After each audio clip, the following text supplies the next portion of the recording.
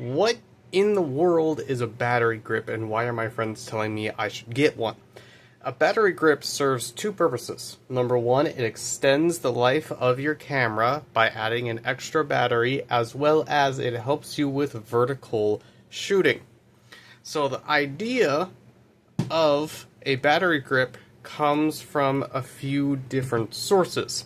One of the main ones, there are other main ones, but one of the main source that the battery grip was created for was to mimic the 1D camera. So we can see here on the 1D we have a shutter button here and a shutter button here. Our battery side loads from the bottom, right? Okay, big 1D-esque battery here. Then you can either flip it around and you can either shoot normally from up here, or you can shoot vertically from the side of the camera. And basically what Canon created was a system between different cameras and different battery grips to add that capability to something like this 5D Mark III here. We see here that we have the horizontal shooting perfectly fine, but when we go to a vertical shoot, there's nothing here. So you have to hold your hand up here while you vertical shoot, which is not the end of the world if you're not vertical shooting all that often. But if you're someone who needs to vertical shoot a lot, be it for social media or some event you're doing or a picture style that you're going for, this could get a little annoying. Whereas something like this 1D here, all you gotta do is flip it around and then hold it normally. We can also see that there's an extra set of buttons here that once again mimic the ones up here, as well as another scroll. Right? Okay, so this is where a battery grip comes in. Now this one is made specifically for the 5D Mark III. I cannot remember if this is compatible for any other cameras, and honestly when it comes to battery grips, that's a common case. Some battery grips only support one camera, other battery grips only support 2 or 3 cameras. It really depends on what the manufacturer decided to go with at the time. Now, we will go ahead and show this here. Here is our tray. Turn that similar to the 1D and then pull our tray out. We can see that this holds 2 batteries for the 5D Mark III, the LPE6. They're not, stuck in this tray or anything like that. They pop out just fine. You charge them up normally. Then you throw your 2 batteries in here, side load it, twist it, and now you're in. So that is your 2 batteries. If we go here and we flip this open, we can see here that the door is removable via that lever. And what that does, if we can get it to focus here, is it just moves that peg out of the way, which allows you to take the door off.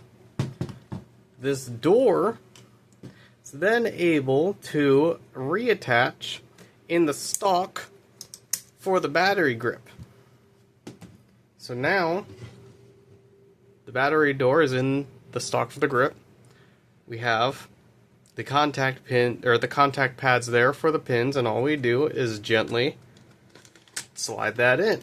And then see the screw hole on the bottom for your shoe, your tripod shoe? See the screw there? This knob turns that screw, so when we put it in there, we can tighten it up.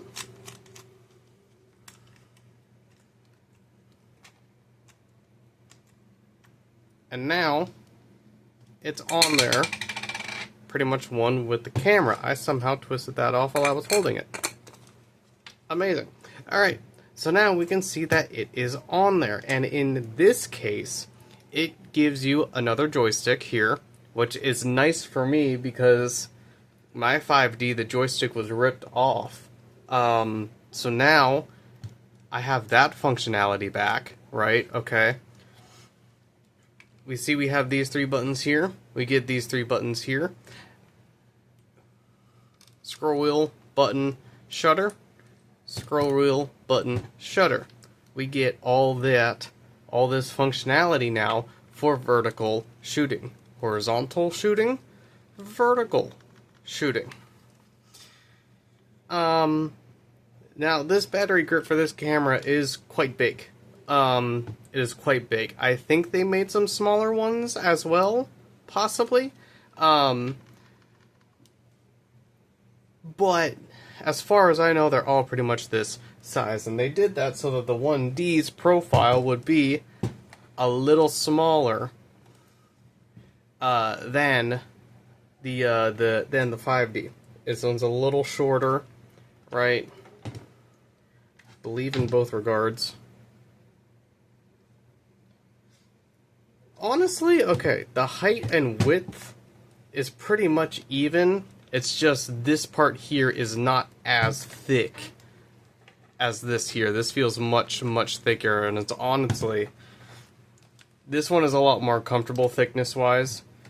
This one is a little much, but it still gives you all this accessibility here now.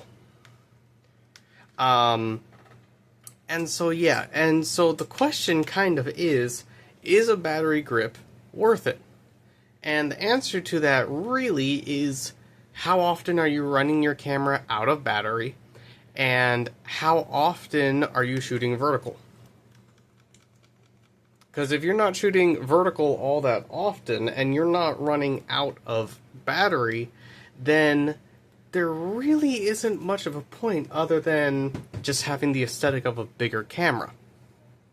Which is one of the reasons I got it. I don't shoot vertical all that often. Now, I will say I have been shooting vertical a lot more since I've gotten this grip. And I haven't been running the camera out of battery. However, it is nice to know that I now have double the battery life.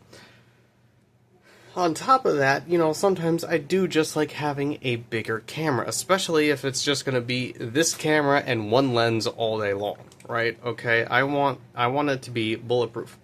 Another, you know, another factor of it is there a functionality that this grip can give you? In this case, it gave me my joystick back, right? And you can navigate through here, no problem, via this scroll wheel and this scroll wheel, right? You know, the only thing I've been missing is the ability to, once I'm zoomed into a picture, move around in the picture, because for that, you need the joystick. Well, this gives me that functionality back.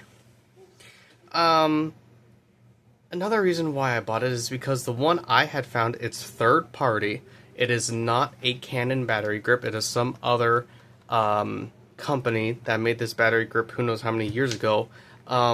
It was $25 for the grip and 2 batteries. The batteries alone were worth the $25.